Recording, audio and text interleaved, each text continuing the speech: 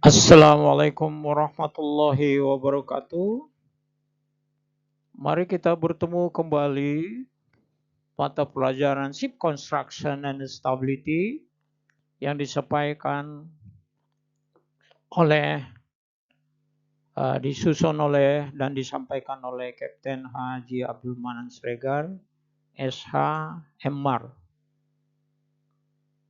Dalam hal pertemuan yang ke-10 ini, kita akan membicarakan yang dinamakan dengan pertemuan yang ke-10 dengan indikator 8. Dalam indikator 8 ini adalah resistance and fuel consumption. Sebenarnya kalau pertemuan di kelas kita membahas item-item tersebut di bawah ini. Pertama, frictional resistance, Reynolds number, residuary resistance, Froude number, speed length ratio, effective power, Admiralty coefficients, and a fuel consumption and a fuel coefficients. Kita bahas selama 5 jam. Tetapi dalam hal ini kita akan membicarakan dengan yang dinamakan dengan speed length ratio, terus effective power, dan yang ketiga fuel coefficients and the fuel consumptions. Jadi 3 item ini akan kita bahas. Mari kita lihat pembahasan selanjutnya.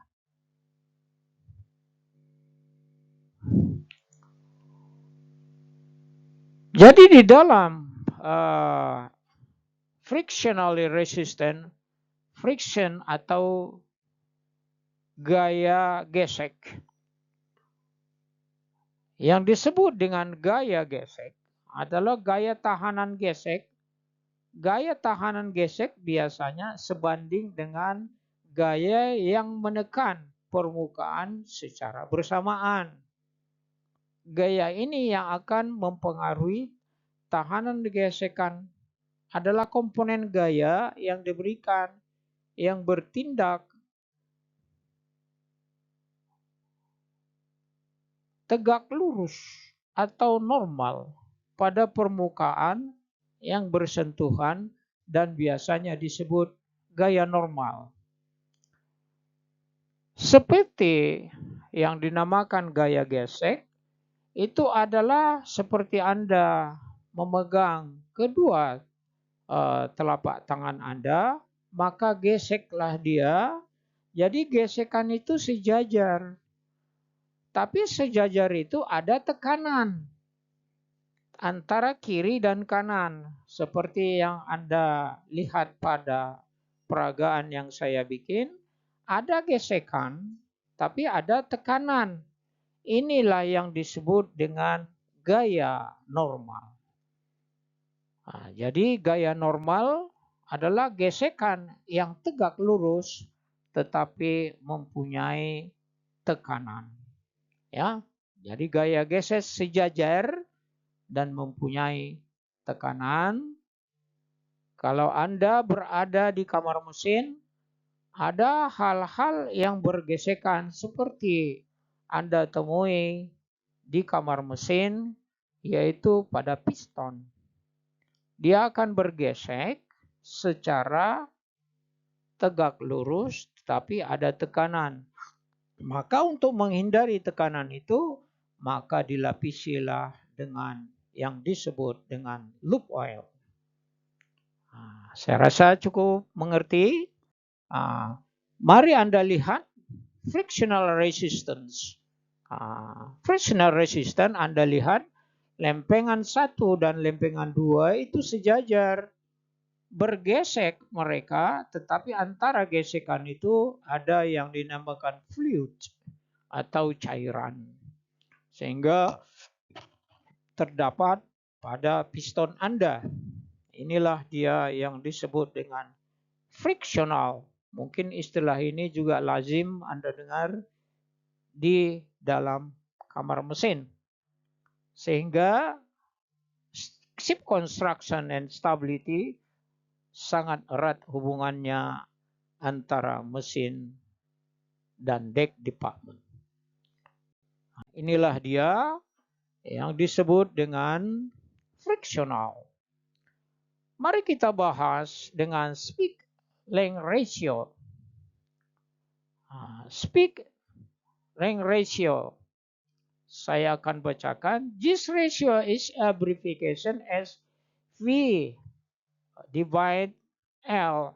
Its speed is not divided by the square root of the water length in feet. For example, a boat with the 25 feet water line give a square root of the 5. Then the show is moving at 5 knots, has speed length ratio is exactly 1. At the speed 10 knots, her ratio would be 2. The ratio is significantly for the displacement hull. It's an example, George doesn't plane in the water because it's really the success hull activity better than a speed length ratio of 1.5. In fact, the mostly don't do as well as that. Ballasting sailing boat of the 25-foot waterline would be do well to activate ship ratio of the 1.3 and to sail at the 5.6 knots.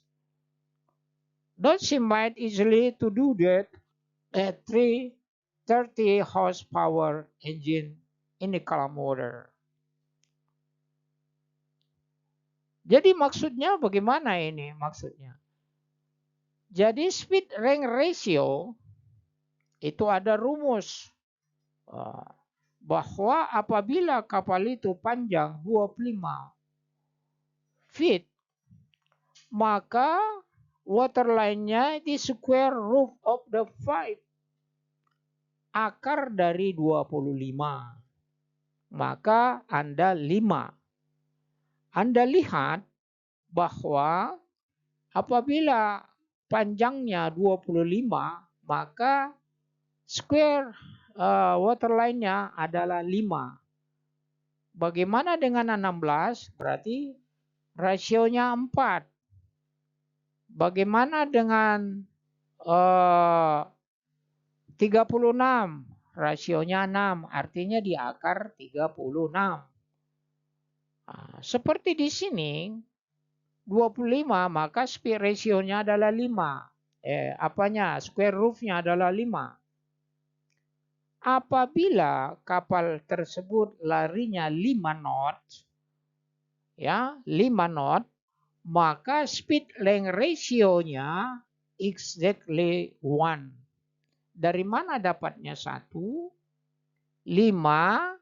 Karena kecepatan kapal itu 5 knots, maka pembahagi dasarnya adalah 5, maka 5 dibahagi 5, maka dapat 1.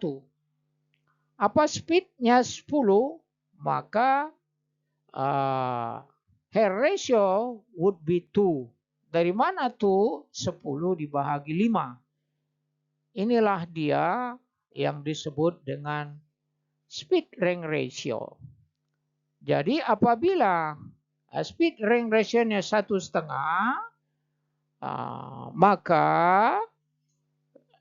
kapal itu larinya 7,5. Bagaimana dengan rasionya 1,3?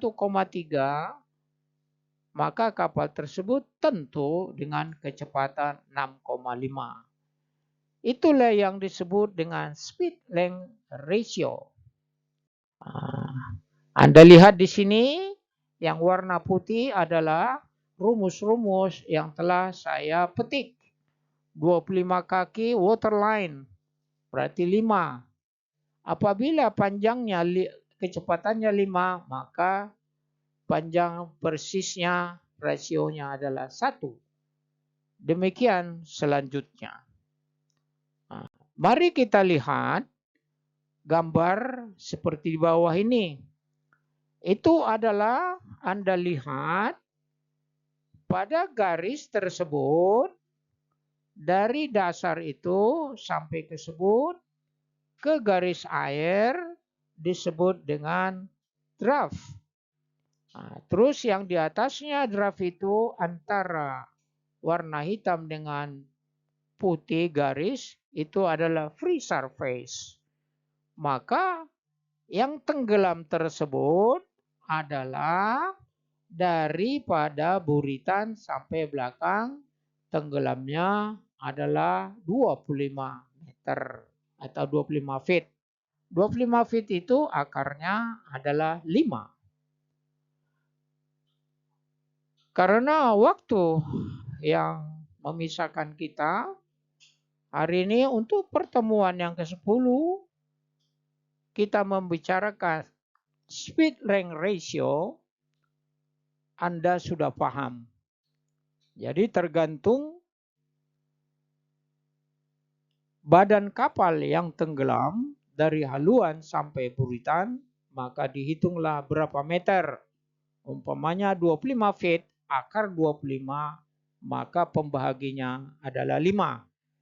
Apabila speed Anda 5, maka rasionya adalah 5 dibagi 5 sama dengan 1.